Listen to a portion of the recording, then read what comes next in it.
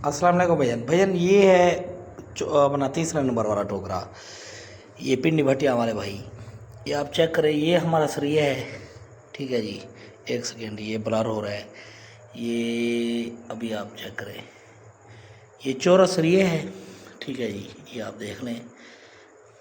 एक सेकेंड, ये फिर ब्लर, ये अभी आप देखें। ठीक है जी, ये चौरा सरिया है हमारा। और ये सिलाई की जो आप बात कर रहे थे, और सरिये के अंदर जोड़ वाली तो बात नामुमकिन वाली बात है। वो तो अनाड़ी जो होता है ना, वही जोड़ लगाते हैं। ये आप देख रहे हैं, ये हमारी नीचे से तार है। ठीक है जी, एक एक इंच से भी गैप जो है आप चेक कर लें।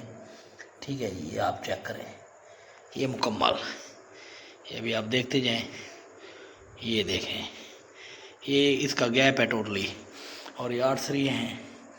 और जो आप सिलाई की बात कर रहे थे, वो आप चेक कर लें, कहीं से भी जो है ना ऊपर नीचे तार नहीं होगी, बिल्कुल फिट होगी। ये आप चीज़ आपके सामने है, बाकी आप देख लें।